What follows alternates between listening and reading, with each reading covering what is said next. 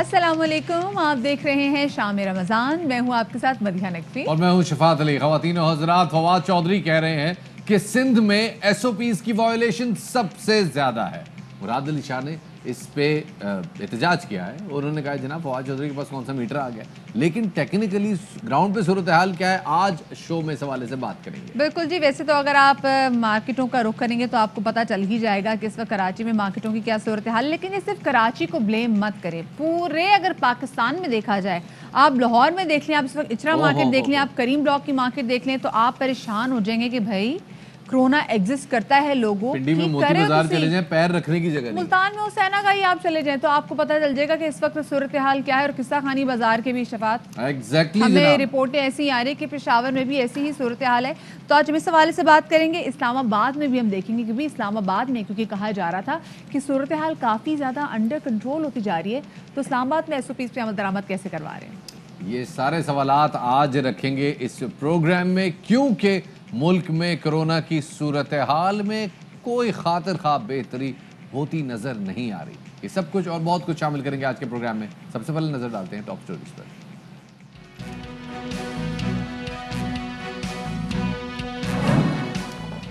मुल्क में कोरोना वबा की सूरत हाल इंतहाई खराब। लेकिन मार्केटों में रमजान के आखिरी अशरे के आगाज से ही अवाम का रश बढ़ गया।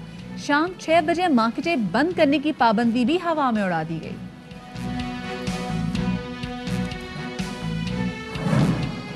एसओपीज़ पर अमल दरामद, वफाक और सिंध आमने सामने। फवाद चौधरी का कहना है कि सिंध में एसओपीज़ की खिलाफ वर्जी सबसे ज्यादा है।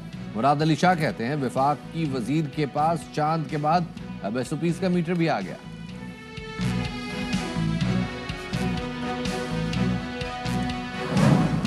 ना हाथ कांपे ना पांव लर्जे, संगदिल बाप ने घरेलू नाचाकी पर अपने ही 4 मासूम बच्चों को नहर में फेंक दिया।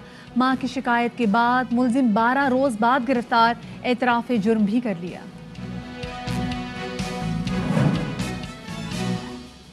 सबसे पहले बात करते हैं जनाब फवाद चौधरी के बयान की। वफाक की वजीर इत्तलात और नशरियात का ये कहना है कि सिंध में सबसे ज़्यादा एसओपीज़ वायलेशन हो रही है। वजह इसकी क्या है? वजह यह जनाब, आखिरी अशरा शुरू होते ही हम देख रहे हैं बाज़ारों में जिस तरह से शॉपिंग का रश बढ़ गया है और जिस तरह से खवे से खवा चल रहा है, यकीन नहीं होता कि इस मुल्क में कोई वबाई मर्ज भी फैला हुआ है। बिल्कुल, ये आखिरी अशरा है रमज़ान मुबारक, और इसके बाद तमाम तो लोगों की कोशिश है कि इसी आखिरी अशरे में जितनी भी हमने ईद की शॉपिंग है वो कर लें। अवाम तो मार्केट में मौजूद ही है, और साथ में जो दुकानदार हैं जो कि वायलेशंस करें मुसलसल एसओपीज़ की। 6 बजे तक का उनको टाइम दिया गया है कि आप 6 बजे अपनी दुकानें बंद कर लें, लेकिन ऐसा हो नहीं रहा। इनफैक्ट सुबह सहरी से लेकर शाम 6 बजे तक मार्केट के पास टाइम है, लेकिन मार्केट वाले मार्केट 12 बजे से पहले नहीं खोलते। अब जब मार्केट वालों के पास जाते हैं तो उनका क्या कहना है आपको सुनवाते हैं। अच्छा भाईजान, आप कितने बजे दुकान बंद करते हैं? अच्छा, आप कितने बजे दुकान बंद करते हैं? जी उस तरफ इस मामले में तो ये कि एसओपी में जो है वो आप जो है जितना हो सके अपना तहफ़्फ़ुज़ करें, ठीक है ना, मास्क लगाएं। दुकानें सर, दुकानें बेसिकली जो है टाइमिंग 6 बजे के, मगर ईद सीज़न है सर, इस हवाले से थोड़ा काम कारोबार तो है ज़रूरी है ना। आप देखें यहाँ पर कितना पैसा इन्वेस्ट करते हैं ईद के लिए लोग। लेकिन शहर की मार्केट है तो बंद है। कौन सी मार्केट? ये ली मार्केट है सर। जी दुकान क्या टाइम हो रहा है? दुकान बस बंद कर रहे हैं। क्या टाइम हो रहा है? 8 बजे। 6 बजे बंद हो गया। बस जब मार्केट बंद होगा तो हम भी बंद। इसी वजह से फवाद चौधरी का कहना था कि सिंध में एसओपीज़ पर अमल दरामद की शरह मुल्क भर में सबसे ज्यादा कम है। मुल्क भर में इन एसओपीज़ पर अमल दरामद कराने के लिए कोशिशें तो की जा रही हैं, लेकिन सिंध में इसमें कोई खातिर खा काम दिखाई नहीं दे रहा। क्या क्या फवाद चौधरी साहब ने आपको दिखाते हैं। एसओपीज़ के ऊपर अमल दरामद में सबसे इस्लामाबाद 88%, पंजाब में 69%, केपी में 66% है। सबसे कम सिंध है। चीफ मिनिस्टर साहब की अगर गुफ्तगू सुने, लगता है कि पूरा पाकिस्तान एसओपीज़ में उन्हीं को फॉलो कर रहा है, उन्हीं की पॉलिसी पता नहीं को कामयाब हुई। आज हम जब पंजाब और खैबर पख्तूनख्वा में इस्तेहकाम आता देख रहे हैं, कराची में ये सूरत हाल नहीं है। कराची में अगर इम्प्लीमेंटेशन ना हुई एसओपीज़ की तो उसके असरात फिर पूरे मुल्क पे बड़ी तेजी से जाते हैं। और फवाद चौधरी के इस बयान के जवाब में वजीर आला सिंध मुराद अली शाह साहब कहते हैं कि पीटीआई के चांद देखने वाले वजीर ने अब SOPs फॉलो करने वाला मीटर भी निकाल लिया है। वजीर आजम समेत वफाकी वुज़रा इस वबा को मोहलिक कहते हैं और फिर मंसूबों का इफ्तिताह करने निकल जाते हैं। पीटीआई के वजीर साहब जो चांद देख, अब उन्होंने मीटर शीटर भी निकाल दिया, एक नया गेज कर लेता है कि SOPs कितनी फॉलो हो रही है कि वो एक बटन दबाते हैं और ये 50% या 80% फॉलो हो रही है। अभी तक साइंस एंड टेक्नोलॉजी फ्रेमवर्क में है, वो मीटर निकाल रहे हैं। तो एक वजीर साहब प्रेस कॉन्फ्रेंस करते हैं कि रमज़ान के आखिरी 10 दिन हम शायद सारा बंद कर दें, तो जिसने शॉपिंग करनी अभी कर ले। हमने सबसे पहले फैसला किया कि हम इंटरसिटी ट्रांसपोर्ट बंद कर देंगे। वफाकी वजीर को मैंने सुना कि वो कह रहे थे कि यार आप कैसे बंद कर रहे हैं, ये तो मौसम है ईद का। दोपहर में मुझे पता चला NCOC ने कहा है कि जुलूस पे पाबंदी है और फिर सदर साहब का एक पैगाम चल गया, जुलूस अलाउड है, बस SOP फॉलो करें। हुकूमती लोग इंक्लूडिंग प्राइम मिनिस्टर एक तरफ कहें कि जी मौलिक बीमारी और उससे ख्याल रखें, और अगले दिन इफ्तिताह कर रहे हैं मंसूबों का। अकल से बिल्कुल बाहर है।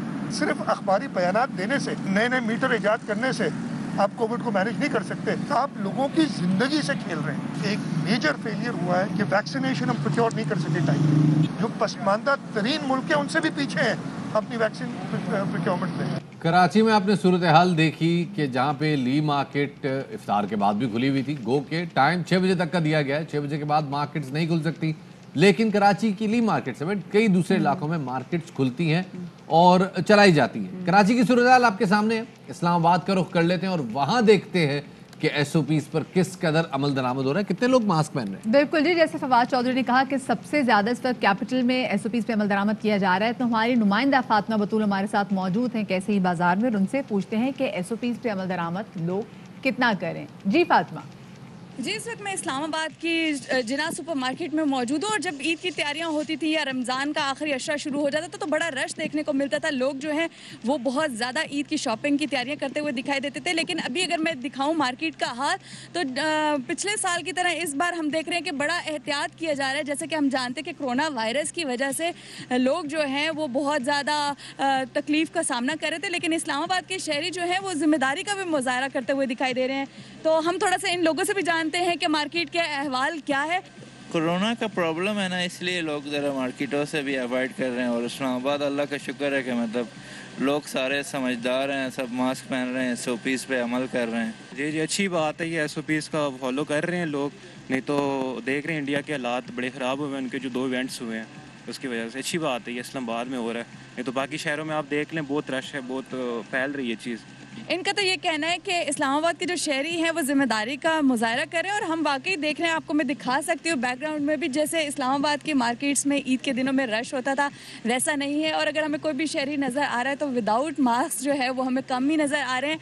तो यही है कि ईद तो आ रही है, तैयारी भी करना ज़रूरी है, लेकिन उसके साथ साथ जो अपनी सेहत है उसका ख्याल करना भी ज़रूरी है। ईद आ रही है, उसकी तैयारी भी करना ज़रूरी है, लेकिन उस सबसे ज़्यादा इम्पॉर्टेंट बात यह है कि आपने अपने और अपने प्यारों का ख्याल रखना है और अपनी सेहत का ख्याल ज़रूर रखना है। अब ज़रा आगे बढ़ते हैं और बात करते हैं कि आज पंजाब असम्बली के हल्का PP84 खुशाब में ज़िमनी इलेक्शन हो रहे हैं और सुबह से लेके अब तक जो वोटिंग का सिलसिला जारी है और तकरीबन अब तक 45 मिनट ही रहते हैं वोटिंग का सिलसिला ख़त्म होने में। हाँ बिल्कुल जनाब, एक पौना घंटा मजीद रह गया और उसके बाद वोटिंग का सिलसिला हो जाएगा ख़त्म और मामला शुरू हो जाएगा काउंटिंग का। और फिर वही मामला होगा कि काउंटिंग होगी, एक जमात कहेगी हम जीत रहे हैं, कहेगी हम जीत रहे हैं, कहेगी हम जीत रहे हैं, और फिर कोई कहेगा कि जी दोबारा से काउंटिंग कराएं, कोई कहेगा दोबारा से पोलिंग करवाएं, आखिर में वो ये कह देगा मैं नहीं खेलता। तो ये सारी चीज़ें जनाब चल रही हैं। लेकिन आपको इतना बताते चलें कि इस सारे इलाके में 14 पोलिंग स्टेशन ऐसे हैं जो कि हसास करार दिए गए हैं और मुस्लिम लीग नून के मलिक मोहम्मद वारिस के इंतकाल के बाद ये नशिस्त खाली हुई थी। फ़िलहाल इधर नून लीग के मलिक मुअज़्ज़म शेख और PTI के सरदार अली हुसैन बलोच समेत 8 उम्मीदवारों के दरमियान मुकाबला जमा हुआ है। तो देखते हैं जनाब क्या होता है। आज तकरीबन 2,92,687 वोट्स हैं इस हल्के। देखते हैं कितना टर्न आउट होता है, क्योंकि कराची में तो टर्न आउट के हवाले से बड़ी डिसअपॉइंटमेंट थी। वाकई आप सही बात कह रहे हैं। भी देखेंगे कि खुशाब के लोग कितना घरों से बाहर निकल के अपना हक राय इस्तेमाल करते हैं। हम बात करें वोटिंग के हवाले से तो वफाकी हुकूमत ने इंतखाबी इस्लाहात के पैकेज का भी ऐलान कर दिया है और इलेक्ट्रॉनिक वोटिंग का तरीका राइज करने और ओवरसीज पाकिस्तानियों को वोट का हक देने के लिए तरमीम लाने का फैसला भी किया गया है। सेनेट में ओपन और काबिल शनाख्त बैलेट और समुंदर पार पाकिस्तानियों को इलेक्शन लड़ने की इजाजत के लिए आईनी तरमीम की जाएगी। जी जनाब, इलेक्शन में पोलिंग ऑफिसर या स्टाफ को चैलेंज किए जाना मुमकिन हो सकेगा। नादरा के रजिस्ट्रेशन डाटा की बुनियाद पे इंतखाबी फहरिस्तें इस्तेमाल की जाएंगी। हल्का बंदियों को आबादी के बजाय वोटर्स की शर्त पे तश्कील दिया जाएगा। इस शिक पे बहुत फड्डा होना है, मैं आपको भी से बता दूं। फिर आगे बढ़ते हैं जनाब, इस्लामाबाद में एक और जो वफाकी वजीर इत्तलात और नशरियात फवाद चौधरी साहब ने वजीर आजम के मुशीर पार्लिमानी अमूर बाबर अवान के साथ एक प्रेस कॉन्फ्रेंस करते हुए कहा कि हर इलेक्शन के बाद धांधली का शोर होता है और इंतखाबी नताइज पर झगड़ा होता है, तो अगर इलेक्ट्रॉनिक वोटिंग आ जाएगी तो झगड़े ही खत्म हो जाएंगे, झगड़े कम हो जाएंगे। और सेनेट का आप देखिए कि सेनेट में जो हॉर्स ट्रेडिंग होती है उसका मामला भी ऑलमोस्ट हल हो जाएगा। तो वजीर आजम ऑपोजिशन को बराह रास्त इस्लाहात पर मिलकर बढ़ने की पेशकश भी कर चुके हैं और सबके सामने है कि रुकावट कौन डाल रहा है। बाबर अवान ने कहा कि वजीर आजम ने इस्लाहात पूरी कौम के सामने रखने और तमाम स्टेक होल्डर्स को एतमाद में लेने की हिदायत कर दी है।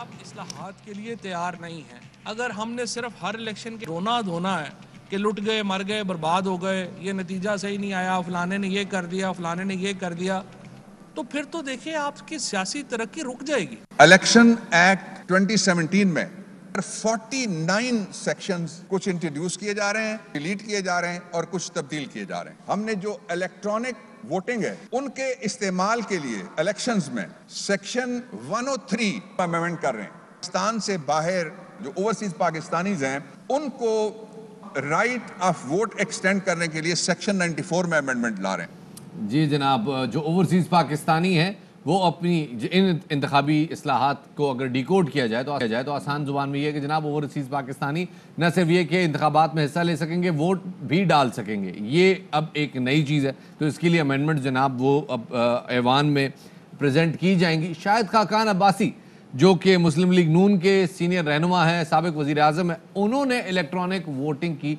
मुखालफत की है। कहते हैं जी इलेक्ट्रॉनिक वोटिंग किसी चीज़ का हल नहीं, इलेक्ट्रॉनिक निज़ाम बनाना हुकूमती सर्कस के खिलाड़ियों का काम नहीं, बस चोरी छोड़ दें, इस्तेलाह की ज़रूरत नहीं। इलेक्ट्रॉनिक वोटिंग मशीन किसी चीज़ का हल नहीं और वो इलेक्ट्रॉनिक निज़ाम बनाना भी इलेक्शन कमीशन का इख्तियार है, हुकूमत के सर्कस के खिलाड़ियों का इख्तियार नहीं है। इलेक्शन चोरी करना छोड़ दें, कोई इसलाह की ज़रूरत नहीं है। फौज का लफ्ज़ जो बिफ्ता साहब ने लिखा वो सही नहीं लिखा, रेंजर्स का लफ्ज़ लिखना चाहिए था।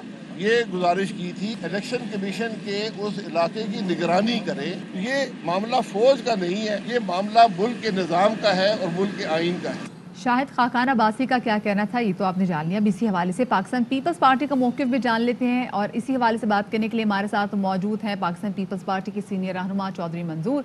उनको शामिल गुफ्तगू करेंगे। चौधरी साहब बहुत शुक्रिया, आपने शाम रमज़ान को वक्त दिया।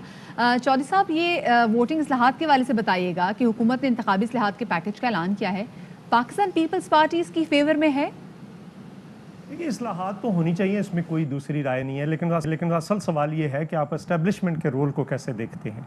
कवानीन तो पहले भी मौजूद हैं, तरीके भी मौजूद हैं, इसमें बेहतरी आनी चाहिए, हो सकती है, इसको कैसे बैठकर डिस्कस किया जा सकता है, लेकिन असल सवाल तो वो है पाकिस्तान के अंदर, उसका जवाब चाहिए। ये तो आपने बड़ी अछूता सवाल किया है कि कवानीन मौजूद हैं लेकिन इस्टेब्लिशमेंट का किरदार क्या होना चाहिए, इस पे पॉलिसी वाजे करें। तो मुझे फिर बताएं कि जो बात आप कर रहे हैं इसके होते हुए तो फिर इस्लाहात की ज़रूरत नहीं है, और अगर पीपल्स पार्टी को लगता है कि इसमें वो खुद कोई एडिशन कर सकते हैं तो आपने कोई सजेशन दिए है कि आप कह दें तहरीक इंसाफ को कि जनाब कानून तो ऑलरेडी बना हुआ है, आप बस ये बताएं कि किरदार क्या होगा इस्टेब्लिशमेंट का।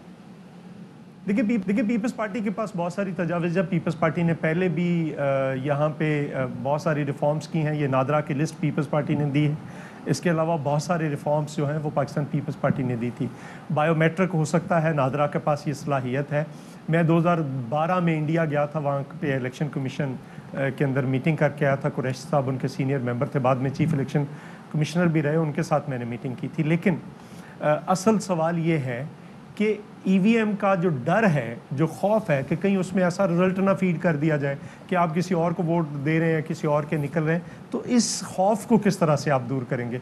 वो हाई कोर्ट के अंदर इलेक्शन हो रहा है लाहौर बार का, और इस बार कसूर बार का इलेक्शन भी ईवीएम पे हुआ है, जो खासा बेहतर है, उसको मतलब देखा जा सकता है। लेकिन असल खौफ जो है, असल डर जो है, वो तो ये है, उसका क्या इलाज है। तो पीपल्स पार्टी के पास अपनी तजावीज़ हैं, जब भी किसी फोरम पे बैठेंगे तो बिल्कुल वो सामने। लेकिन एक तजवीज़ चौधरी साहब जो कि बिलावल भुट्टो जरदारी ने दी है वो ये है कि जो इंतखाबी इस्लाहात है वो इलेक्शन कमीशन करे। खुद मुस्लिम लीग नून का रहनुमा एहसन इकबाल का भी ये कहना है, लेकिन समा हुकूमत इस फैसले को लेकर काफ़ी फौंड नज़र नहीं आ रही। नहीं, देखिए, इंतखाबी इस्लाहात अल्टीमेटली करनी है पार्लियामेंट ने, लेकिन बिलावल साहब ने जो कहा है, इलेक्शन कमीशन भी एक आईनी इदारा है, जिस तरह से सुप्रीम कोर्ट एक आईनी इदारा है। सुप्रीम कोर्ट कानून के मुतालिक बहुत सारी चीज़ें जो हैं वो पार्लियामेंट को भेजती रहती है और पार्लियामेंट उस पर कानून साजी करती रहती है। लेकिन इसी तरह से चूँकि हुकूमत के पास कोई ऐसा माहौल ही नहीं है, एटमॉस्फेयर नहीं बनाया कि उसके साथ बैठकर बात की जा सके। लेकिन बहरहाल पार्लियामेंट के अंदर भी ये बात हो सकती है, इलेक्शन कमीशन में बैठकर भी ये बात हो सकती है, तो इसके लिए कोई भी फोरम इस्तेमाल कर सकते हैं, लेकिन अल्टीमेटली तो पार्लियामेंट के पास जाएंगी। इंतखाबी पार्लियामेंट ने करना है। बहुत बहुत शुक्रिया जी। चौधरी मंजूर साहब हमारे साथ मौजूद थे, बात कर रहे थे कि आखिर ये इस्लाहात करनी पार्लियामेंट ने है, तो जब पार्लियामेंट में बात आएगी तो फिर सब पार्टीज इसमें अपना अपना हिस्सा ज़रूर डालेंगी।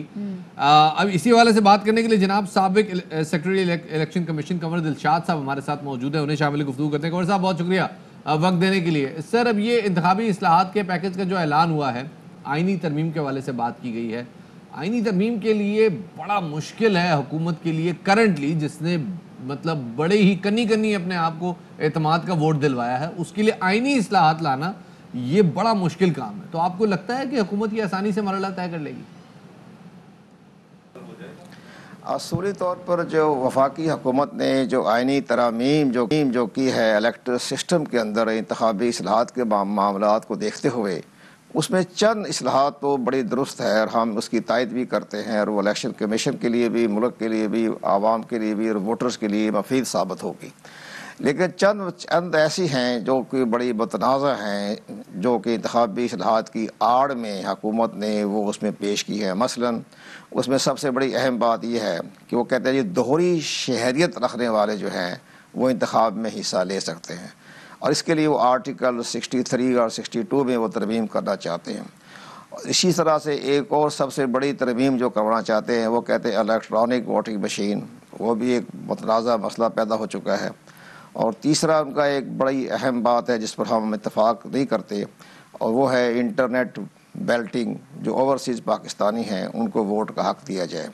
ये तीन चीज़ें ज़हरन जो है ये हुकूमत के लिए जो है बड़ी परेशान कुन साबित होगी, इस पर बड़ी कानून साजी करनी पड़ेगी। लेकिन जो बाकी जो इसमें इंतखाबी इस्लाहात का जो उन्होंने मसौदा पेश किया है वो एक आसानी से एक्ट का हिस्सा है, वो हुकूमत जो है उसको बड़ी आसानी से अपनी सिंपल मेजॉरिटी के तहत उसमें तरमीम कर सकती है, गुंजाइश है उसके अंदर।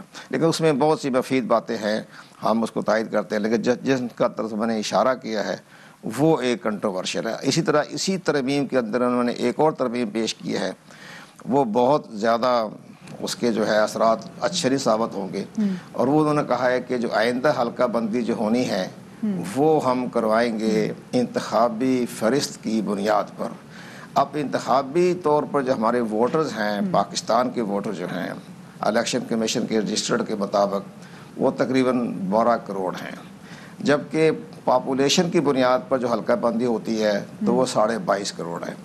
दुनिया का एक मुसलमान असूल है कि हल्का बंदियाँ जो होती हैं वो पॉपुलेशन पे होती है, आबादी पे होती है। ये बिल्कुल आप कंवर साहब बिल्कुल सही कह रहे हैं कि इस वक्त का सबसे बड़ा मसला हल्का बंदियों के हवाले से भी कि हल्का बंदियाँ को भी सही करने की बहुत ज़्यादा ज़रूरत है। लेकिन उसके अलावा ये बताइएगा, हुकूमत पाकिस्तान इस वक्त बहुत ज़्यादा पुरुमीद है कि इलेक्ट्रॉनिक वोटिंग से इंतखाबी अमल में जो धांधली के बार बार इल्ज़ामात लगाए जाते थे ये ख़त्म हो जाएगा। क्या वाकई ऐसा होगा? हाँ, इलेक्टर जो है मामला जो है इलेक्ट्रॉनिक वोटिंग मशीन, इस पर हम थोड़ी सी तफसील से बयान कर देता हूँ। इलेक्ट्रॉनिक वोटिंग मशीन ज़हरन तो बड़ी खूबसूरत इसका है, मार्केटिंग की है जिन मुल्कों में ये इस्तेमाल की गई, ख़ास तौर पर इंडिया में। लेकिन बाकी जो आप ये देखें कि जो हमने इस पर तजर्बा किया है, सोच विचार की है, तो दुनिया के 90 मुल्कों में इस सिस्टम को रिजेक्ट कर दिया गया। इलेक्ट्रल वोटिंग मशीन जो थी, इलेक्ट्रॉनिक वोटिंग मशीन को रिजेक्ट किया 90 मुल्कों ने। और बाकी जो ममालिक हैं जहाँ तो जमहूरियत नहीं है, मतलब मिडिल ईस्ट है, वहाँ तो जमहूरियत नहीं है, वहाँ तो इलेक्शन नहीं होते। तो बाकी जहाँ इंडिया का जहाँ तक ताल्लुक है, तो इंडिया के इस इलेक्ट्रॉनिक वोटिंग मशीन पर बड़े सवालिया निशान उठे जा रहे हैं। इसमें एक ये है कि इसके अंदर जो मशीन बनाई जाएगी, पहली बात यह है कि हुकूमत कह रही है कि हमने मशीन बना के देनी है। तो इंडिया में जो मशीन बनाई गई है वो इंडिया के इलेक्शन कमीशन ने बनाई है, और इंडियन इलेक्शन कमीशन ने वो बेंगलोर में एक बहुत बड़ा आईटी का दुनिया का एक बहुत बड़ा सेंटर है बेंगलोर। तो बेंगलोर में जो है वो उस पर एक बहुत बड़ी फर्म है इंटरनेशनल मल्टीनेशनल, वहाँ से उन्होंने बनाई। उस पर इलेक्शन कमीशन ऑफ इंडिया का अमल दखल है, हुकूमत हिंद का नहीं है। लेकिन यहाँ वो ये कहते हैं जी हमारी साइंस टेक्नोलॉजी बना के देगी और वो इलेक्शन कमीशन के हवाले कर देगी। अब उसमें आपको चिप्स लगा दें, आप उसकी गरारी बदल दें, आप उसके अंदर गरारियाँ हैं, बेशुमार कॉम्प्लिकेटेड मामला है, वो गरारियाँ उसे बदल दें आप, तो फिर जिसको चाहे वो आप वोट तो दे रहे हैं, एक पार्टी पार्टी को वोट चला जाएगा, बी पार्टी को पता ही नहीं चलेगा। इलेक्ट्रॉनिक वोटिंग मशीन है जी, गरारियां तो नहीं होती ना। आपकी बात से कम ये हम डिकोड जरूर कर सकते हैं, ये अखज़ कर सकते हैं कि उसको टैंपर किया जा सकता है, नताइज को इन्फ्लुएंस किया जा सकता है, फूल प्रूफ नहीं है, ये आपका कहना है? क्योंकि भारत में भी यही शिकायत आ रही हैं, क्योंकि वहाँ पे भी इलेक्ट्रॉनिक वोटिंग सिस्टम मौजूद है, वहाँ पर भी कुछ मसले मसाइल आ रहे हैं। मसले मसाइल आते हैं, जहाँ पे भी इलेक्शंस होंगे मसले मसाइल आते हैं, लेकिन ज्यादा कहाँ आते हैं? कंपैरिजन ये है, क्या इलेक्ट्रॉनिक वोटिंग में ज्यादा आते हैं या जो मैनुअल वोटिंग है उसमें ज्यादा आते हैं? इसमें तो कैपेसिटी बढ़ाने की भी बात आ जाती है कि हमारी कैपेसिटी, वेल ट्रेन्ड लोग भी वहां पर होना बहुत ज़्यादा ज़रूरी है। एक छोटी सी हम ब्रेक की तरफ जा रहे हैं, ब्रेक के बाद वापस आते हैं, हमारे साथ रहिएगा।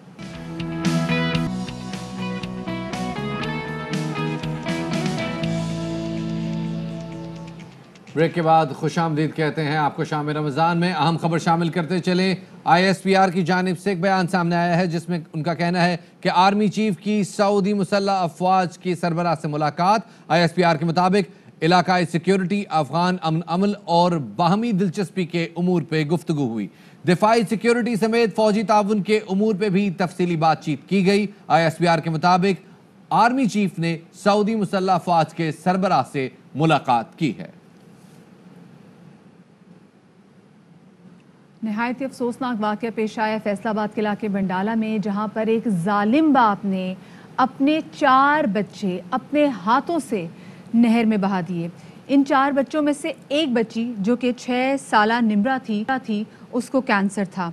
इसके बच्चों की उम्र एक 7 साल का जुल्करनैन, एक 6 साल की निम्रा, 4 साल की हुरिया और 2 साल की उर्वा शामिल हैं। 12 दिन बाद ये शख्स गिरफ्तार हुआ।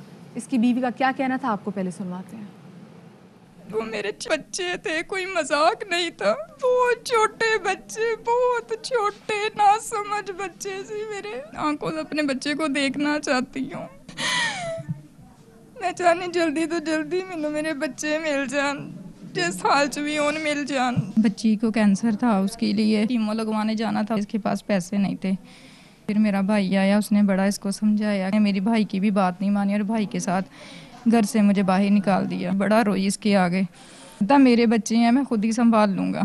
फिर मैंने भी गुस्से से कह दिया, मैं कहा चल ठीक है, तू भी 4 दिन साम के देख ला। कल मैंने पता चलिया ये कहना मैं बच्चे जड़े नहर में सुट दिते चारे।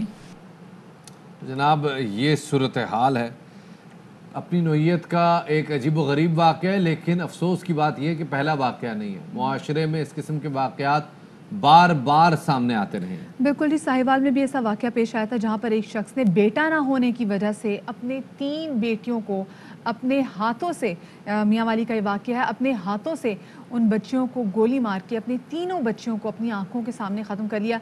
ये जो वाक़या पेश आया है फैसलाबाद को, और ऐसे जो वाक़या मियाँ वाली पेश आया, तवातुर से ऐसे वाक़यात पेश आते हैं। इस हवाले से बात करेंगे सारिम बर्नी ट्रस्ट के रूह रवां सारिम बर्नी साहब हमारे साथ स्टूडियोज़ में मौजूद हैं, इनको शामिल गुफ्तगू करेंगे। सारिम भाई बहुत शुक्रिया, आपने हमें वक्त दिया।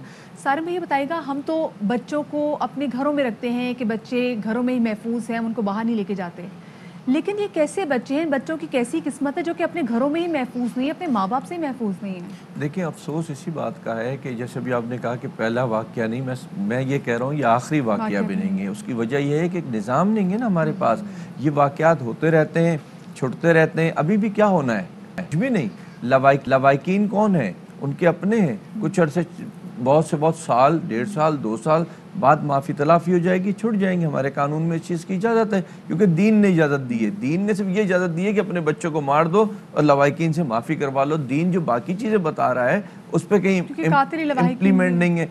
तो हमें दीन, बिल्कुल दीन को फॉलो करना चाहिए, लेकिन दीनदार के लिए फिर फॉलो करें ना। जो दीन के हट के हरकत कर रहा है उस पर दीन लागू करके उनको छुड़वाना, मैं समझता हूँ ये जुल्म है। हमारे पास कानून निज़ाम बनना चाहिए, ऐसा निज़ाम बनना चाहिए कि कातिल को कातिल कहना चाहिए, ना वो भाई होना चाहिए, ना बाप होना चाहिए, ना बेटो, सिर्फ कातिल होना चाहिए। और जो एक कातिल को सज़ा है वो उस कातिल को सज़ा होनी चाहिए, चाहे उसने किसी को भी मारा हो, घर का मारा हो, बाहर का मारा हो। लेकिन अफसोस ऐसा नहीं होता। इसी वजह से ये आखिरी वाक़यात भी नहीं होते, ये पहले भी नहीं होते, ये आखिरी भी नहीं होते। आए दिन आप देखें, कभी ये नहीं कह रहा कि बाप ने ये कर दिया, माएँ भी ये सब कुछ करती रहती हैं, कभी छत से फेंक देती हैं, कभी कुछ कर देती हैं। एक वाक़या हमारे बफर जोन के इलाके का है, थोड़ा टाइम हो गया कि एक न्यू बॉर्न बच्चा था जिसको उछाल करके छतों से फेंका था, पता ही नहीं चला कि किसकी छत से आकर के वो किसी की छत के ऊपर गिरा। तो जब इस तरीके से इंसानियत हो जाएगी, इन्वेस्टिगेशन के निज़ाम नहीं होंगे, और अगर पकड़ लिए जाएं या वो खुद आके बता दे, अमूमन तो खुद ही बता देते तो पकड़े जाते हैं, अदरवाइज़ पुलिस के पास तो कोई ऐसा निज़ाम ही नहीं है, कोई इन्वेस्टिगेशन का सिस्टम ही नहीं है। ये आज़ाद घूमते हैं। जब ये आज़ाद घूमते हैं तो इनको ये पता चलता है, अच्छा जब 4 कर दिया नहीं पूछा तो 5वां भी कर देंगे, कोई नहीं पूछेगा, और माशरे में सिर्फ तबाही फैलती रहती है। सर में मसला ये है कि एक तो बच्चों के साथ वैसे ही माशरे का अमूमी रवैया जो है वो रहम का नहीं है, अच्छा। या बच्चों के साथ कोई इंसानियत वाला रवैया वैसे ही नहीं है अमूमी तौर पे। लेकिन एक और जवाब भी इस किस्म के रवैयों का फराहम की जाती है। क्या करें जी, गुर्बत बहुत थी, अफोर्ड नहीं कर सकते थे। माशी तंगी को जवाब बनाना इस किस्म के वाक़यात के लिए दुरुस्त है? मैं इस चीज़ को नहीं मानता। और देखें, जब फिर वही बात दीन पे लेकर के आते हैं, दीन की बातें करते हैं कि रिस्क अल्लाह ने देना है, अल्लाह ने लिखा है, तो फिर आपको किस चीज़ की फ़िक्र है? वो जो परिंदे हैं, जो जानवर जो पालतू नहीं होते, वो तो सुबह से शाम कमाने के लिए नहीं निकलते, उनका तो कोई रोज़गार का सिस्टम नहीं होता ना, उनको कहाँ से रिस्क मिल रहा होता है? ये फिर इंसान नहीं सोच रहा रिस्क के लिए। रिस्क सबको मिलता है। मैं अपनी बात करता हूँ, मैं बहुत बुरा भी सही ना, बहुत बुरा भी सही, मेरे सामने कोई आएगा बताएगा मेरे बच्चे भूखे, सवाल ही नहीं पैदा होता कि फिर मेरे बच्चे खा लें और उसके बच्चे भूखे रह जाएं। कोई कहे कि मेरे बच्चों के पास जो है ना कपड़े नहीं है, जूते नहीं है, ये सवाल ही नहीं पैदा होता। ये मैं अपनी मिसाल इसलिए दे रहा हूँ कि कोई भी शख्स हमारे पाकिस्तान में जो बुरे हैं ना, मैं अच्छों की बात भी नहीं कर रहा, जिन्हें हम बुरा पुकार रहे हैं मैं उनकी बात कर रहा हूँ, वो भी नहीं रहने देते। सारे में समहाउ हमने देखा है कि जो मांगने वाले भी जब आते हैं ना, उनके पास सिर्फ यही है, यही एक डायलॉग होता है। और फिर लोगों का ना समहाउ वो इस जुमले को लेके इतना इंडिफरेंट भी हो गए मैं ना। मैं आपको परसों का वाकया बताऊं, मेरे दफ्तर के बाहर जहाँ अफ्तारी चल रही थी, एक शख्स आया, सुनिए बात करनी है। मैं बोला बोलिए। कहता है कि मुझे 1300 रुपये चाहिए, वो डिलीवरी हुई है तो छुट्टी करानी है बीवी की। मैं बोला अस्पताल कौन सा है? तो बताया उसने। मैं बोला मैं बंदा भेजता हूँ, रुको गाड़ी भेजता हूँ। तो मगरिब का वक्त है, रोज़ा खुल रहा है। कह रहा है अच्छा। जब उसको यकीन हो गया ना कि मैं भेज रहा हूँ तो कह रहा है मैं अपने वो तराबी पढ़ के आ रहा हूँ। मैं बोला इस वक्त कौन सा भाई तराबी का टाइम है? तो कह रहा अच्छा मैं नमाज पढ़ के आया। मैं बोला सामने नमाज। अब उसको भागना था ना मेरे मुझसे। लोगों ने ये धंधे भी बनाए में ना, इसी वजह से तो लोगों का एतमाद इनसे कम भी हो गया। देखिए मैं तो तैयार था ना मदद करने को, इसका मकसद है कि झूठ बोल रहे हैं। लेकिन सालिम भाई कटिंग लॉन्ग शॉट ये रियासत की जिम्मेदारी बनती है और रियासत को इन मामलात में अब इंटरफेयर करना होगा, वरना ये वाकया जैसे आपने बताया ये आखिरी वाकया। और स्टेट को यहाँ पे ओन करने की जरूरत पड़ेगी, क्योंकि जैसे फॉस्टर होम्स हमने वेस्ट में भी देखे हैं कि आप अपने बच्चे के साथ कुछ बुरा करेंगे तो स्टेट आपसे आपका बच्चा छीन लेगी। बिल्कुल। देखिए वो लोग बहुत अच्छे हैं जो हमारे शेल्टर होम में बच्चे छोड़ जाते हैं, मारते नहीं। मैं तो कहता हूँ वो बहुत अच्छे इन लोगों से। आपने बात सही की कि वो लोग एटलीस्ट उनसे बेहतर हैं जो कि शेल्टर होम्स में अपने बच्चे चले जाते हैं, एटलीस्ट अपने बच्चों को ना दरिया में बहाते हैं, ना गोलियों से छलनी करके अपने बच्चों को कत्ल कर देते हैं। बहुत शुक्रिया जी, सारिम भाई हमारे साथ मौजूद थे। छोटी सी ब्रेक की तरफ हम जा रहे हैं, हमारे साथ रहिएगा।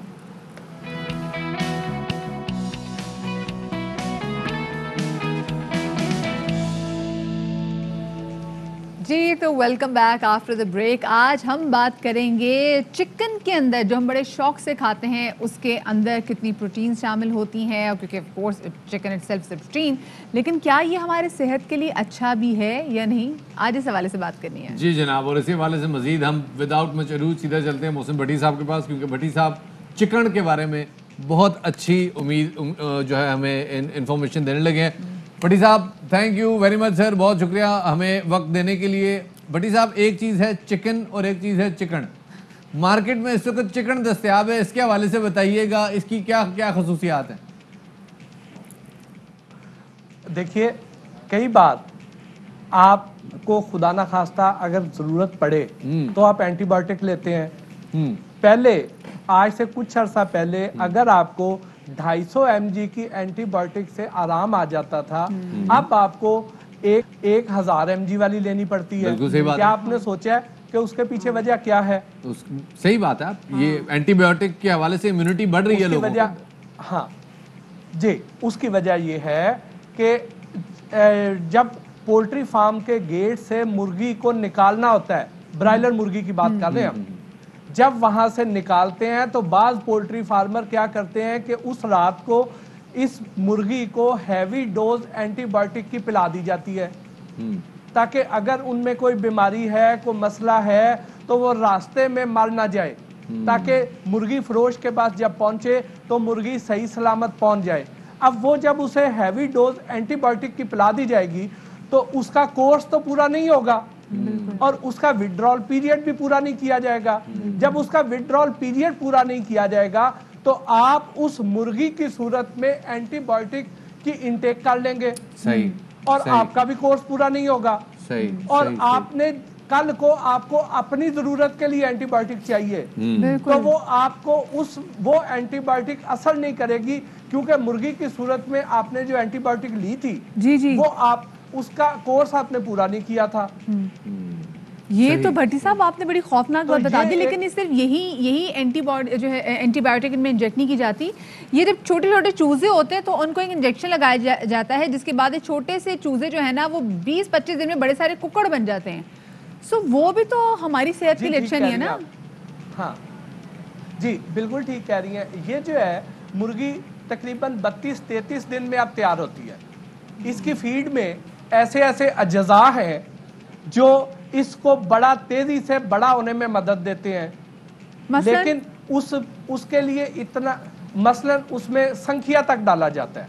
अच्छा, ठीक है, आर्सेनिक जिसे कहते हैं, सही, ताकि वो एनाबॉलिक होता है, वो उससे इसकी ग्रोथ तेजी से हो जाती है, तो वो भी डाला जाता है। और उसके अलावा ऐसे अज्जा हैं, अगर हम उस पर बात करना शुरू करें तो सिर्फ एक प्रोग्राम तो सिर्फ फीड पे होता है, लेकिन अभी ये है कि आपने जब मुर्गी खरीदनी है तो आपको क्या निशानियां मद्देनजर रखनी चाहिए। सही, कि जब भी आप मुर्गी खरीदने के लिए जाएं तो आपने देखना यह है कि वो मुर्गी जो है वो उसके जिस्म पे पर पूरे हैं या नहीं है। अच्छा, ठीक है। अगर मुर्गी गंजी है, अगर उसके जिस्म पे पर पूरे नहीं है तो बराए मेहरबानी वो वाली मुर्गी ना खरीदिए। ठीक है। दूसरी निशानी ये है कि मुर्गी निढाल होके बैठी हुई तो नहीं है, क्योंकि अगर मुर्गी निढाल होके बैठी हुई है तो इसका मतलब ये है कि वो बीमार है। तो इस तरह तो मार्केट की 99% मुर्गियां तो यही आपने मुस्तरद कर दी। अच्छा, अभी आपको ये जो निढाल होके बैठी हुई है इसकी एक वजह और भी है। वो वजह ये है शफात भाई कि जब पोल्ट्री फार्मर मुर्गी को निकालता है अपने फार्म से ट्रक में लोड करने के लिए, तो ये क्या करते हैं कि जो बंदा उस फार्म के अंदर जाता है वो जाके झपट्टा मारता है और मुर्गी को पकड़ के घसीटता है, अपनी तरफ खींच लेता है। उसके हाथ में मुर्गी की टांग आ गई है, उसकी गर्दन आ गई है या उसके पर आ गए हैं, जो भी हाथ में आया उसने पकड़ के खींच लेना है उसे। अब खींच के जब वो मुर्गी लेके आएगा और एक हाथ में उसके 4-5 मुर्गियां इस हाथ में है, 4-5 मुर्गियां उसके इस हाथ में है, बिल्कुल। और ये तुम देखते हैं 32-33 दिन की उसकी एज है, 1.5 से 2 किलो उस मुर्गी का वजन है, और वो मुर्गियां झूलती हुई आ रही हैं। ये तो हमने भट्टी साहब देखा है। या उस भट्टी साहब क्विकली जरा तीसरा पॉइंट भी बता दें जो आप बता रहे थे कि उसके पर पूरे होने चाहिए, हमारे साथ भट्टी साहब यहाँ कथा कलामी से माजरत चाहूंगा, हमारे पास एक, बल्कि चलिए आप कंटिन्यू कीजिए क्योंकि एक ब्रेकिंग न्यूज हमारे पास मौजूद है, आप कंटिन्यू कीजिए सर। अच्छा, अब उसमें यह है कि मुर्गी मुंह बंद करके सांस ले रही होनी चाहिए, मुंह खोल के सांस ना ले रही हो। हाँ, चौथी निशानी ये है कि मुर्गी की आंखों से पानी ना बह रहा हो, तो ये अगर निशानियां पूरी हो, उसकी आंखों में चमक होनी चाहिए। अगर ये निशानियां हैं तो आप वो वाली मुर्गी लें। उसके बाद आपको जो मैं बात बता रहा हूं कि जब वो मुर्गी लेके आते हैं और वो झूल रही है तो उसके जो जॉइंट्स हैं वो डिस्प्लेस हो जाते हैं। जब जॉइंट्स उसके डिस्प्लेस होंगे, उसके कंधे या उसके जोड़ उखड़ जाएंगे, उसके इंटरनल ब्लीडिंग होगी। और कई बार आप मुर्गी खाते हैं तो देखते हैं कि उसके जोड़ के पास खून जमा हुआ है, तो उसके पीछे वजह ये होती है कि उसके जोड़ उखड़ चुके होते हैं। जब जोड़ उसके उखड़ जाएंगे, उसके अंदर खून जमा हो जाएगा और वो खून जो है वो हमारी सेहत के लिए अच्छा नहीं है। बिल्कुल सही, बहुत शुक्रिया सर, बहुत शुक्रिया। मोहसिन भट्टी साहब हमारे साथ मौजूद थे। ये अक्सर हम जो वेन्स में खून देख रहे होते हैं ना, मुझे वो याद आ गया जो भट्टी साहब ने बताया। की चीजें इन्होंने बताई हैं। खैर जनाब, अहम खबर शामिल करते हैं जनाब। वजीर सेहत पंजाब डॉक्टर यास्मीन राशिद की जेर सदारत एक कोरोना इजलास हुआ है कोरोना सूरत हाल पे, जिसमें फैसला किया गया है कि पंजाब हुकूमत 8 मई से सूबे में मुकम्मल लॉकडाउन लगाएगी। नक्लो हरकत महदूद और पब्लिक ट्रांसपोर्ट सियाती मकामात बंद रहेंगे। इसी हवाले से मजीद तफसीला जानेंगे। ख्वाजा नसीर हमारे नुमाइंदे हमारे साथ मौजूद हैं। जी ख्वाजा नसीर। जी बिल्कुल जी, वजीर सेहत पंजाब की जेर सदारत इस वक्त इजलास जो है सिविल सेक्रेटेरिएट में हुआ है, जिसमें आला सिविल और अस्करी हुकाम जिस इजलास में शरीक हुए। इस इजलास में ये फैसला किया गया कि 8 मई से मुकम्मल लॉकडाउन जो है वो लगाया जाएगा और मुकम्मल लॉकडाउन के अंदर तमाम जो शहरों की एंट्री पॉइंट्स हैं, इन एंट्री पॉइंट्स के ऊपर और जितने भी एग्जिट पॉइंट हैं, यहाँ पर पुलिस, रेंजर्स और इसके साथ साथ पैरामिलिट्री फोर्सेस जो है वो यहाँ पे डिप्लॉय की जाएगी। हर किस्म की जो है नकलो हरकत को महदूद रखा जाएगा, जबकि इसके अलावा जो सियासी मुकामात हैं, पब्लिक ट्रांसपोर्ट है, ये बंद रहेंगी। अभी तक इस हवाले से जो SOPs के मुताबिक फैसला किया गया है कि चंद एक जो इंतहाई ज़रूरी ग्रोसरी और पेट्रोल स्टेशन और फार्मास्यूटिकल्स हैं, उन्हीं को खोलने का फैसला किया गया, जबकि इसके साथ साथ मुकम्मल तौर पे तमाम सरकारी इदारे भी बंद रहेंगे। इस हवाले से वजीर सेहत पंजाब का ये कहना था कि जो ईद की छुट्टियां दी जा रही हैं और जो लॉकडाउन लगाया जा रहा है, उसका बुनियादी मकसद ये है कि लोग अपने नकलो हमल को बिल्कुल कम से कम सतह पर लेकर आए, ताकि कोरोना की हालिया जो वेव है उससे भरपूर तरीके से कॉम्बैट किया जा सके। जी सही, बहुत शुक्रिया ख्वाजा नसीर, आपका मैं तफसीलात से आगाह करने के लिए। अपने नाज़रीन को एक बार फिर से बताते चलें कि पंजाब में 8 मई से मुकम्मल लॉकडाउन किया जा रहा है, ताकि लोगों की नकलो हरकत पे एक तरीके से वो महदूद उनको किया जा सके। जो ट्रांसपोर्टेशन है ये भी बंद कर दी जाएगी। ये अहम इजलास अब से थोड़ी देर पहले जारी था। जी जनाब, और सबसे इंपॉर्टेंट बात है कि चेक पोस्ट पे रेंजर और फौज तैनात की जाएगी। आगे तो उसी आप ही समझदार हो। छोटा सा ब्रेक लेते हैं, ब्रेक के बाद दोबारा हाजिर खिदमत होंगे, हमारे साथ रहिए।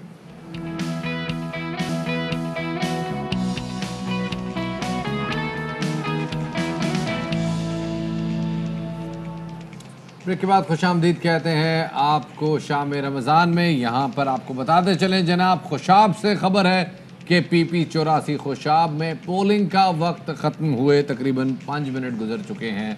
अब आप वोट नहीं डाल सकते, जो अंदर रह गए सिर्फ उन्हीं की बारी है। बाहर खड़े हुए लोग जो हैं वो जहमत ना करें, अपने अपने घरों को लौट जाएं और अब नताइज का इंतज़ार करें। बिल्कुल, जो जैसे नताइज आते जाएंगे आप AIY न्यूज़ के नताइज पे ये स्क्रीन पे ये नताइज देखते रहेंगे। कुछ वादे मुल्तान के लोगों से किए गए थे, वो वादे वफा नहीं किए गए, उस हवाले से बात करेंगे, लेकिन पहले टॉप स्टोरीज पर नजर डाल लेते हैं।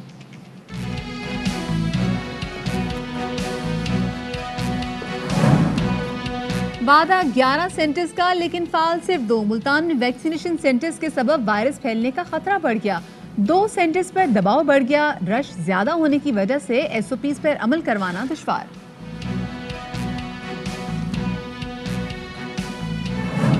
गोल रोटी का मसला कभी हल नहीं होगा। लाहौर की आर्टिस्ट मरियम उमर ने गोल रोटी से मुलबुसात सजा दिए। समाजी मसाइल की निशानदेही के लिए मुनफरिद आर्ट का सहारा।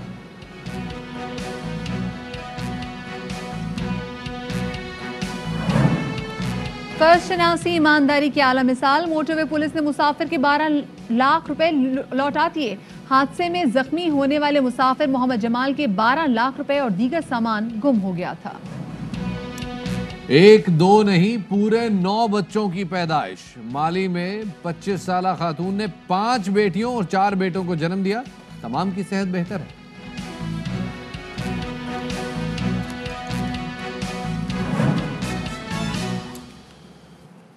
जनाब, सबसे पहले नजर डालते हैं कराची की ट्रैफिक पे। अहम खबर आपको बताते चलें, कराची में माह सयाम के आखिरी अशरे में ट्रैफिक का निजाम दरहम बरहम हो गया है। शहर के अहम शाहराहों और तिजारती मराकज पर बदतरीन ट्रैफिक जाम देखा जा रहा है। इस वक्त सूरत हाल क्या है जानेंगे, हमारे नुमाइंदे सलमान लोधी हमारे साथ मौजूद हैं।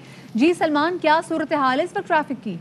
देखें, कराची की बेशतर अहम तिजारती मराकज़ और एतराफ़ की जितनी शाहराह हैं, और बल्कि जो मेन शाहराह हैं कराची की, सदर की अहम शाहराह हैं, एमएचएन रोड हो, शाहराह फैसल हो या यूनिवर्सिटी रोड हो, बदतरीन ट्रैफिक जैम की सूरत देखने में आ रही है। ख़ास तौर के तिजारती मराकज़ हैं, तारिक रोड हो, सदर, रीगल, अब्दुल्ला हारून रोड पर, वहाँ पर ट्रैफिक का निज़ाम मुकम्मल तौर पर दरम भरम हो चुका है। ट्रैफिक पुलिस के हुकाम का ये कहना है कि ट्रैफिक पुलिस एहलकार शाहराहों पर मौजूद है। अलबत्ता जो SOPs के तहत टाइमिंग वाज़े की गई है, 6 बजे मार्केटें बंद हो जाएंगी, तो इस वजह से तिजारती मराकज़ पर दबाव देखने में आ रहा है। अहम वजह जो ट्रैफिक जैम की है, गैर कानूनी चार्ज पार्किंग अहम शाहराहों पर कायम कर दी गई है, जो 2 से 3 रो तक फासला रोक के बैठी हुई है। ट्रैफिक पुलिस देखती है गैर कानूनी पार्किंग लगी हुई है, लेकिन उनको रोकती नहीं है।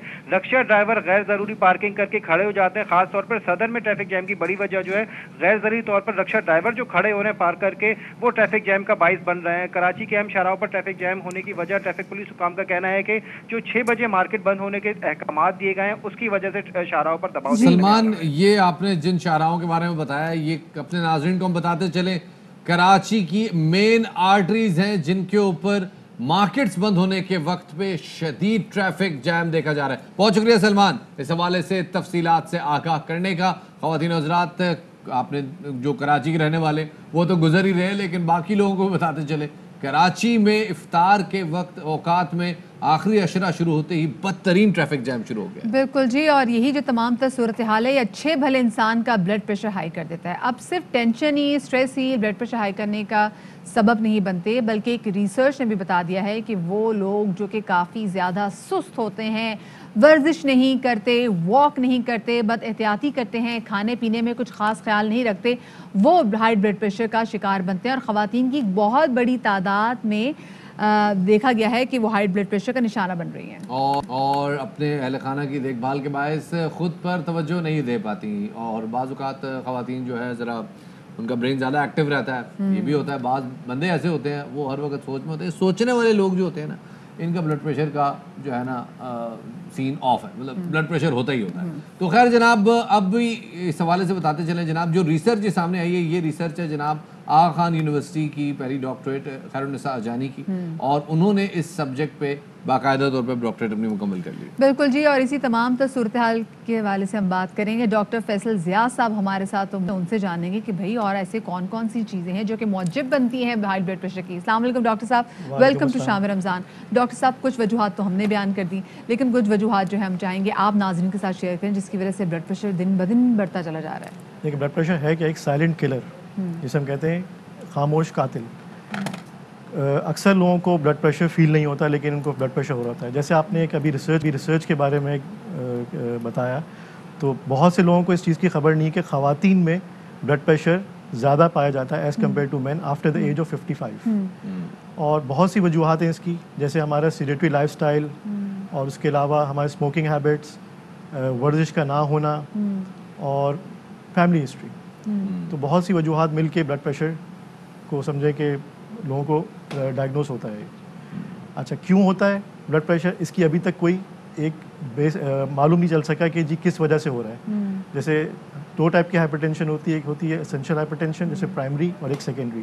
प्राइमरी वो जिसमें हमें पता नहीं है कि किस वजह से हो रहा है और ब्लड प्रेशर था जो हमने मेजर किया। सेकेंडरी वो कि अंडरलाइंग कॉज, मतलब हम नॉर्मल जिंदगी में चल रहे होते हैं, लेकिन सर में दर्द शुरू हो जाता है, पता चलता है जी कि जी ब्लड प्रेशर है हमारा। सेकेंडरी वो जैसे हमें हार्ट डिजीज़ है, किडनी प्रॉब्लम है, थायराइड का इशू है, इसके अलावा मेनोपॉज ख़वातीन के अंदर, ये आगे चल के बताता है कि ब्लड प्रेशर इनको रह रहा है। और अक्सर लोगों को तो मेरे पास अक्सर लोग आते हैं यंग एज के अंदर कि सर में दर्द हो रहा है, हम पैराडोल खा रहे हैं, हम डिस्पिन खा रहे हैं। मैं हमेशा कहता हूँ कि पहले ब्लड प्रेशर चेक करें अपना, और हमेशा ब्लड प्रेशर उनका ज़्यादा ही निकलता है। उसके बाद फिर डेफिनेटली जब उनको अलार्मिंग हो जाती है तो उसके बाद फिर वो दवा लेना शुरू करते हैं। कुछ लोग इसको इग्नोर भी करते हैं, जो इग्नोर करते हैं अल्टीमेटली फिर वो स्ट्रोक के साथ या फिर हार्ट अटैक के साथ ER में आते हैं।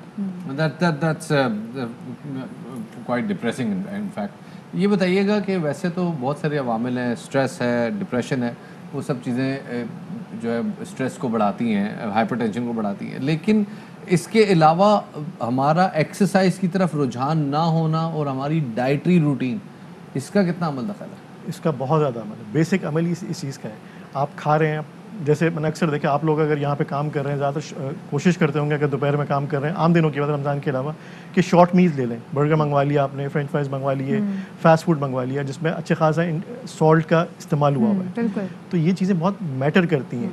उसके अलावा एक्सरसाइज और बाकी चीज़ें छोड़ दें, अगर हम सिर्फ बिरयानी ही देख लें तो डेफिनेटली निहारियाँ वाला सब घी में मतलब हमारे हाई कोलेस्ट्रॉल डाइट जो है ना बहुत ज़्यादा प्रेफर की जाती है। अगर आप किसी दावत में जाएं और जब तक वहाँ पे बोटियाँ तैर ना रही हूँ सालन में तो कहते हैं जी दावत ही नहीं हुई, जब तक तैरी नजर। लेकिन उससे डॉक्टर साहब ने ये चीज़ भी देखी, जैसे हमने अभी रिसर्च आपके साथ शेयर की कि ख़वातीन में ब्लड प्रेशर जो है वो ज़्यादा पाया जा रहा है। समहाउ हमने ये भी देखा है कि एक खातून हमें 210 में, अगर उसका ऊपर वाला ब्लड प्रेशर 210 भी हो तो वो फिर भी आपको सही फॉर्म में नजर आती है, लेकिन जबकि मर्द हजरात में इसकी इतनी, हाँ वो एग्जैक्टली वो 180 190 में ब्रेन हैमरेज की तरफ चले जाते हैं। सो ये भी ज़रा बताइएगा। देखिए इसमें थोड़ा सा वो है, ऐसा नहीं है, कुछ लोगों को ब्लड प्रेशर फील होता है, कुछ लोगों को फील नहीं होता है। मैंने ऐसे मरीज भी देखे जिसमें 200 ब्लड प्रेशर और नीचे का अगर डायस्टोलिक देखें 110, जी मुझे तो बिल्कुल फील ही नहीं हो रहा है। बिल्कुल पेशेंट टू पेशेंट वेरी करता है कि क्या वो किस तरह उसको महसूस कर रहा है। हो सकता है वो इसी जिसका रहन सहन ऐसा हो कि उसको लगता हो कि जी सर में दर्द जो हो रहा है ये तो नॉर्मल है, ये हो रहा है, या फिर हैवीनेस चेस्ट फील हो रही है, उनको लगता है कि जैसे गैस्ट्रिक प्रॉब्लम है। तो इस पे हम ये नहीं कह सकते कि जी ख़वातीन अगर ज़्यादा ब्लड प्रेशर के साथ हैं तो वो एक जिनका जो आउटलुक आएगा वो बिल्कुल नॉर्मल होगा और मर्द हज़रात में ज़्यादा होगा, डिपेंड्स। और डॉक्टर साहब एक बार अगर ब्लड प्रेशर की अपनी अद्वियात लेना शुरू कर दी तो क्या ज़िंदगी भर लेके चलनी होगी कि अगर इस उम्र में भी मैं शुरू कर दूँ तो क्या ज़िंदगी भर मेरे साथ चलेगी वो?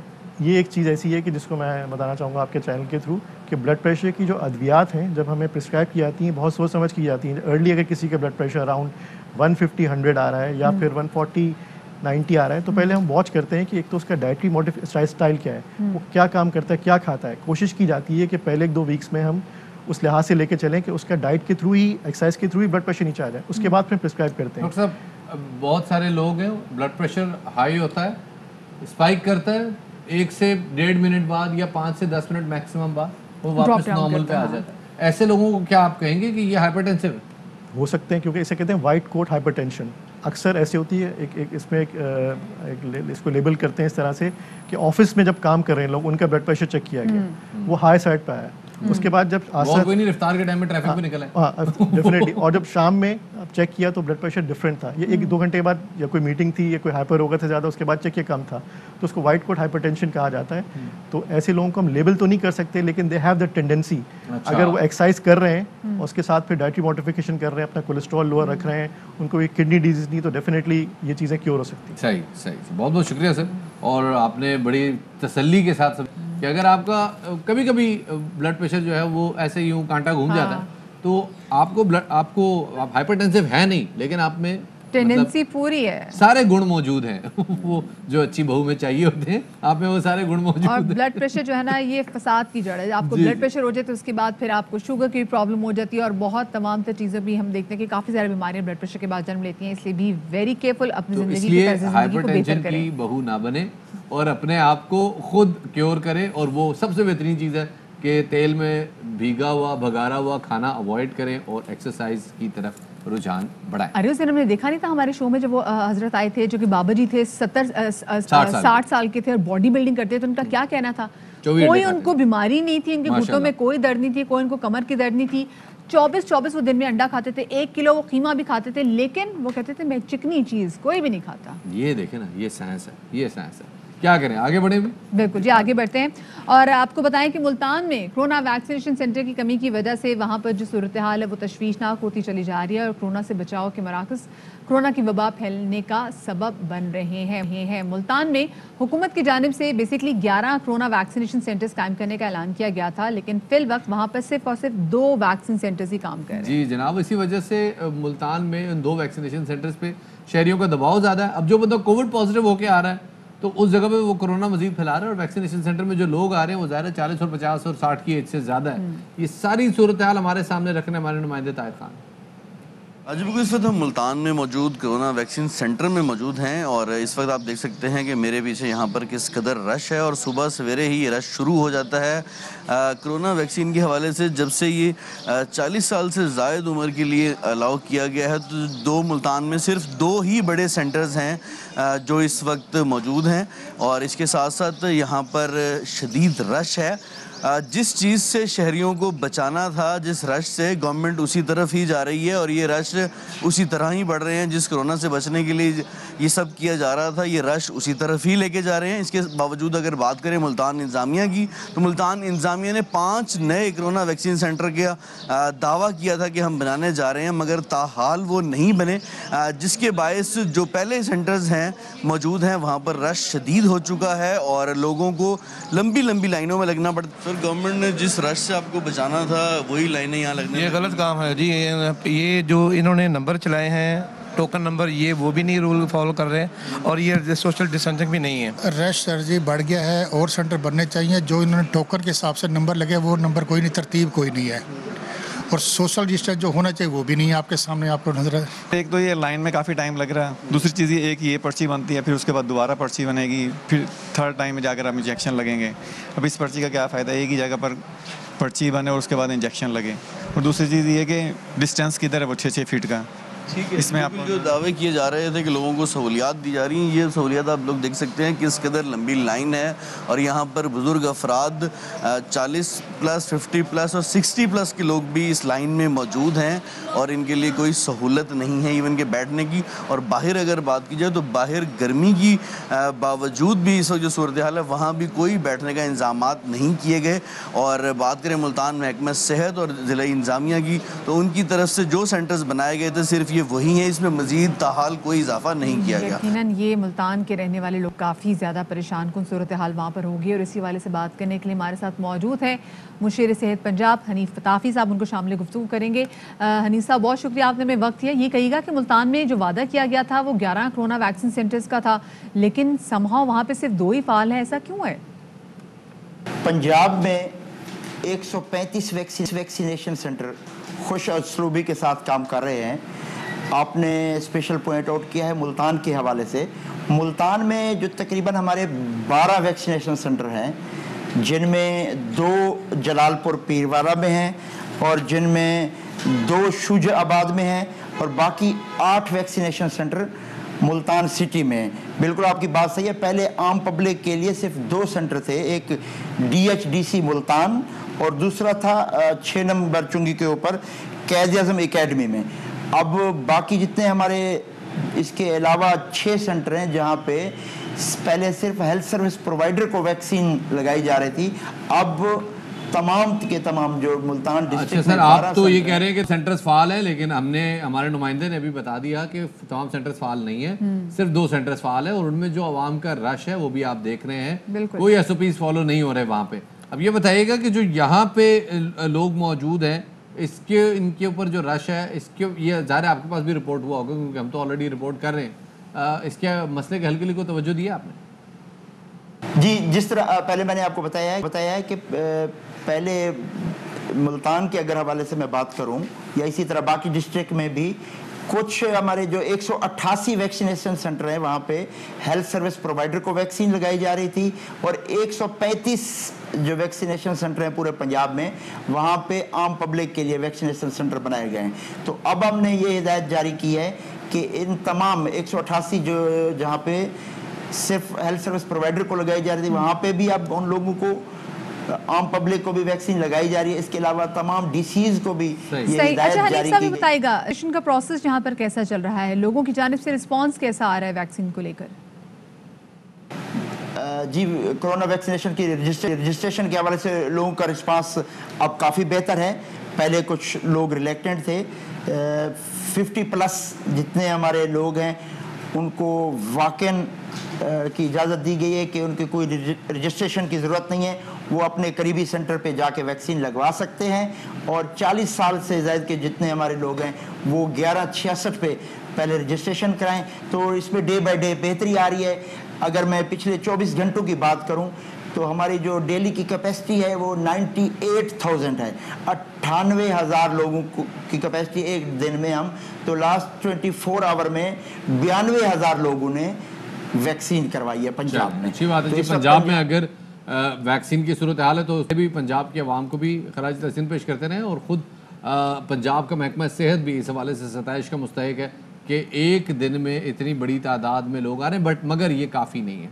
बहुत बड़ा सफ़र है। अगर हमें 7 करोड़ को या 16 करोड़ आबादी को वैक्सीन करना है तो ये काम, और 2 साल में करना है तो हमें 10 लाख वैक्सीन पर डे चाहिए।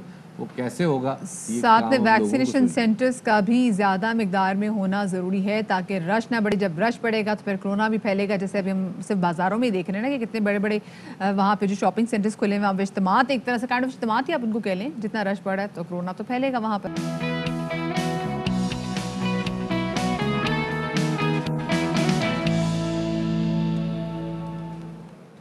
ब्रेक के बाद खुशामदीद कहते हैं जनाब आपको शाम रमज़ान में। और अब बात करते हैं जनाब आर्ट की।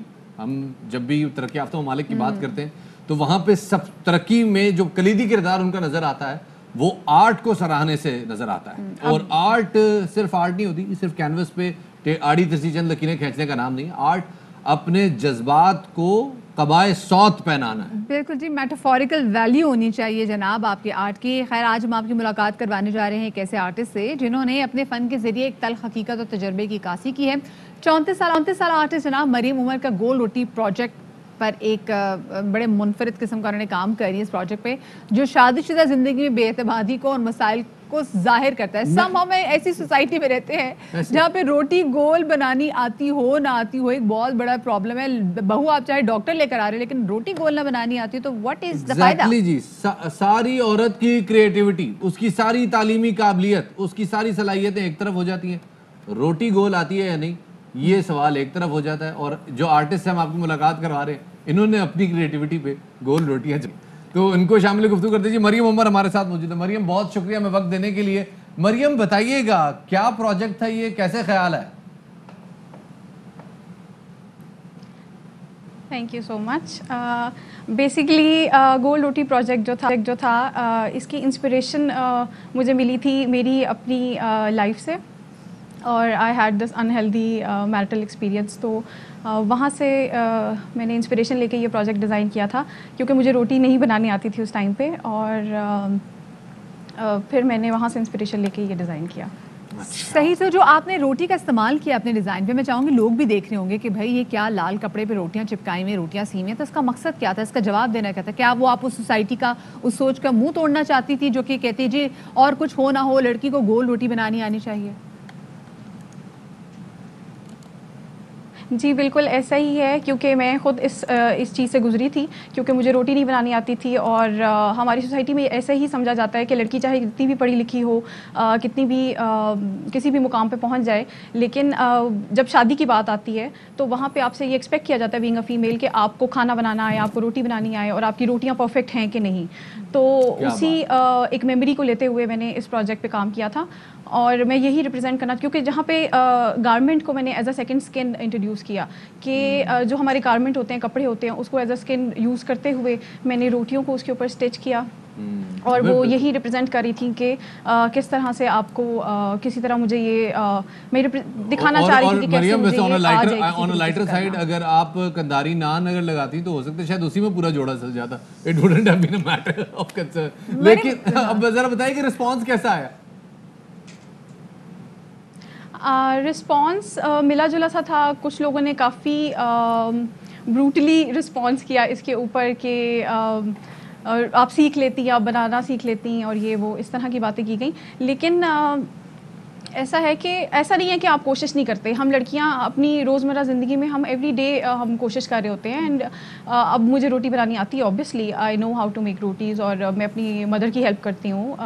बिल्कुल जी, और भी गम है ज़माने में गोल रोटी के अलावा। बहुत शुक्रिया जी। मरीम उमर साहिबा हमारे साथ मौजूद थी। अभी काम तीन खबर अपने नाज़रीन को आगाह करते चलें कि लाहौर के इलाके फतेहगढ़ में पेट्रोल पंप के करीब ऑयल टैंकर में आग लगे है। वापस इफ्तारी के माहौल में, बिल्कुल जी, वापस अब आपको लिए चल रहे हैं इफ्तारी के माहौल में ताकि आप लोग रुक करें अपने किचन का। लेकिन किचन में जब आप चले जाएं तो मुड़ के हमें ज़रूर टीवी की तरफ देखें, क्योंकि आज हम आपको बहुत ही मज़ेदार डिश बनाना सिखा रहे हैं। जी है, ये है सीरियन शवारमा, यानी कि शामी शवारमा। आप कैसे पकाएं, कैसे खाएं, इस सारी तहजीब के लिए आपको लिए चलते हैं अपने किचन की तरफ।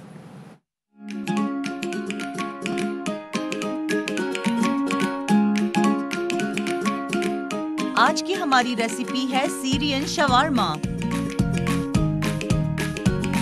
दही 1 cup, paprika powder 1 table spoon, जावित्री पाउडर हाफ टेबल स्पून, नमक हस्बे जायका, धनिया पाउडर 1 टेबल स्पून, जीरा 1 टेबल स्पून, सिरका 2 टेबल स्पून, लहसुन अदरक paste 2 table spoon, lemon slice, इलायची पाउडर हाफ टेबल स्पून। इसको अच्छी तरह से मिलाएं। चिकन आधा किलो अच्छे से मैरिनेट करेंगे। अब चिकन को फ्राई पैन में डालें और दही का पानी खुश्क होने तक पकाएं।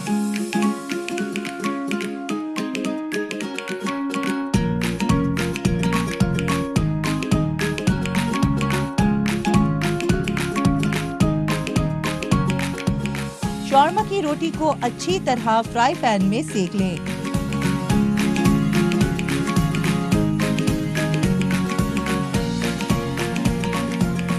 रोटी के ऊपर शॉर्मा सॉस लगाएं। सलाद पत्ता चॉप, खीरा julienne cut, chicken julienne cut. अब इसको रैप कर लें।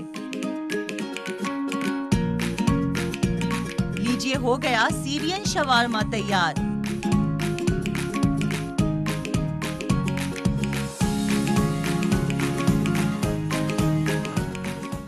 शक्ल से तो बड़ा अच्छा नेक गिराने का लग रहा है ये शवारमा। आपने इसका ब्याह करवाना है? नेक गिराने का लग रहा है, मतलब रिश्तों की बात चल रही है कि सीरियन शवरमा की पाकिस्तानी, वैसे पाकिस्तानी शवरमा क्या कमाल मिलता है। मुझे फौरन लाहौर याद आ गया, लिबर्टी मार्केट। कुकड़ दियां रोटियां, वो कुकड़ दियां बोटियां और रोटी दे विच वलेट के खाने को शवारमा कहते हैं। लेकिन आज ना हमारा भट्टी साहब ने भी ना कुकड़ से बस दिल उठा दिया है। हाँ, वैसे वाकई। खैर जनाब, छोटे से ब्रेक शामिल करते हैं। ब्रेक के बाद दोबारा हाजिर होंगे। शाम रमजान जारी है, हमारे साथ रहिएगा।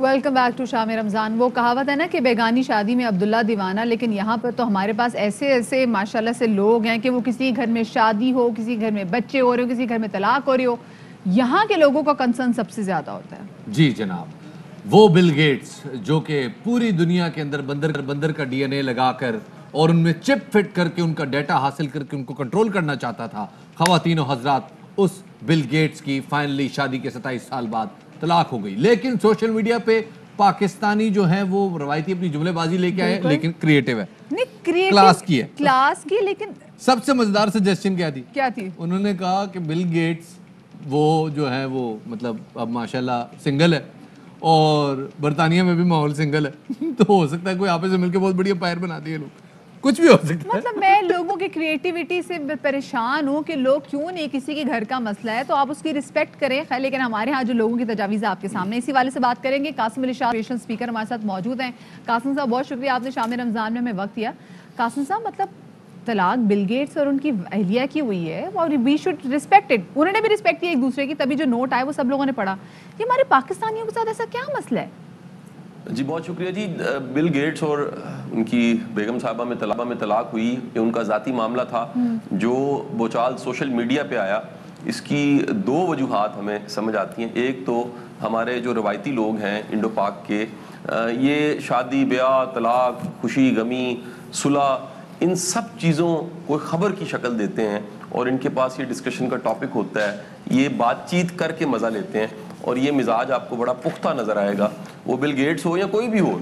इससे पहले भी आप देखिए कि लोकल में जितनी सेलिब्रिटीज़ हैं उनके इस तरह के वाक़यात भी जब हमारे सामने आते हैं, किसी की शादी का किसी की तलाक का, तो वो बहुत ज़्यादा डिस्कस होता है। मेरा ख्याल है ये हमारा कौमी खेल बन चुका है और हम इस खेल को भरपूर तरीके से खेलते हैं।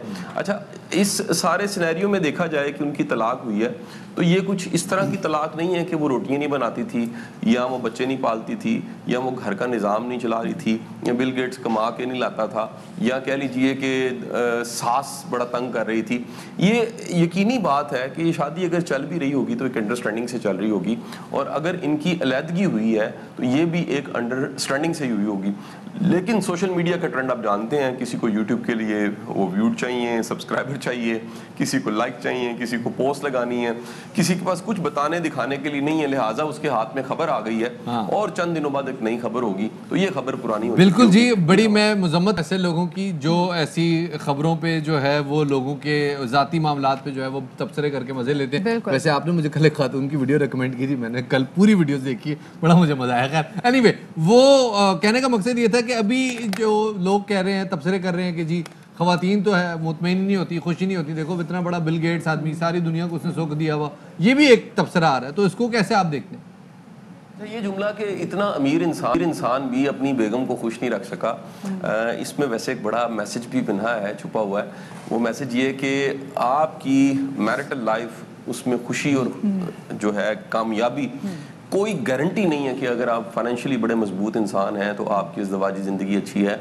इज़्दिवाजी ज़िंदगी का माशियात के साथ थोड़ा बहुत ताल्लुक ज़रूर है क्योंकि ज़िम्मेदारियों और घर चलाने का मामला होता है, लेकिन ये याद रखिए कि इज़्दिवाजी ज़िंदगी दरअसल अंडरस्टैंडिंग है, दरअसल कम्युनिकेशन है, दरअसल एक दूसरे को समझना है, दरअसल एक दूसरे के दर्द को समझना है, एक दूसरे के को साथ लेके चलना है।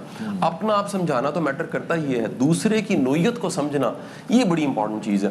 तो इसमें कोई शक नहीं है कि अगर अमीर इंसान नहीं लेके चल सका तो वो इंसान है, इंसानों के साथ ये मामला बड़ा कॉमन है, रिश्ते का बनना, रिश्ते का टूटना। हमें किसी भी इंसान को सुपरमैन तो नहीं समझना चाहिए। और दूसरा ये अंडरस्टैंडिंग पर है, अंडरस्टैंडिंग नहीं, फोर्सफुली बॉन्ड नहीं है जिसमें आपको फोर्सफुली रहना है, निभाना है, इनके डिसीजन हमें रिस्पेक्ट करनी चाहिए। समहाउ हमने देखा है जो बिल गेट्स साहब ने भी जो एक नोट पूरा लिखा तो उसमें उन्होंने पूरा एक्सप्लेन किया। हमारे यहाँ पाकिस्तान में भी ऐसा होता है कि जब किसी की डिवोर्स होती है तो लोग पूरा एक तरीके से नोट लिखते हैं, क्योंकि एक तरीके से लोगों को लगता है कि जी हम लोगों को वजाहत ऑन करते हैं। मतलब क्या वजाहत की जरूरत भी होती है? ये तो एक कपल का आपसी मामला है।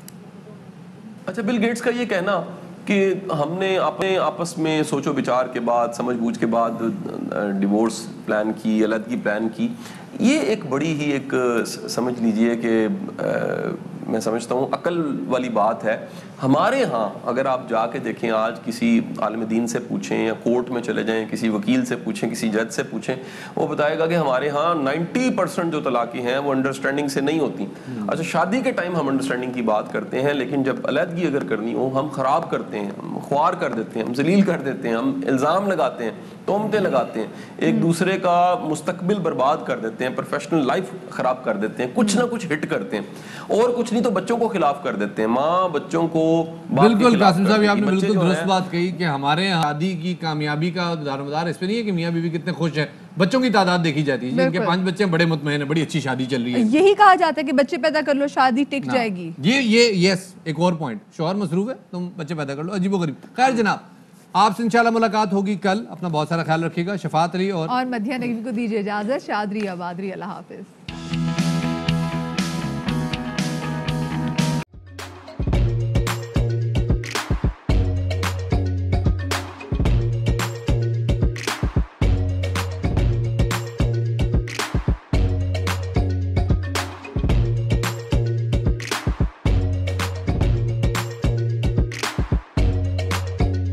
Instead of saving up for a new toy or a trip to Disney World, a 7-year-old بدلاً من توفير لعبة جديدة 来自阿拉巴马州的一名7岁女孩没有花 एक नए खिलौने या डिज्नी वर्ल्ड की यात्रा के लिए बचत करने के बजाय Alabama Anstatt für ein neues Spielzeug oder eine Reise nach Disney World zu sparen, hat En stade für un eus pielze ODN Reise nach Disney World zus parents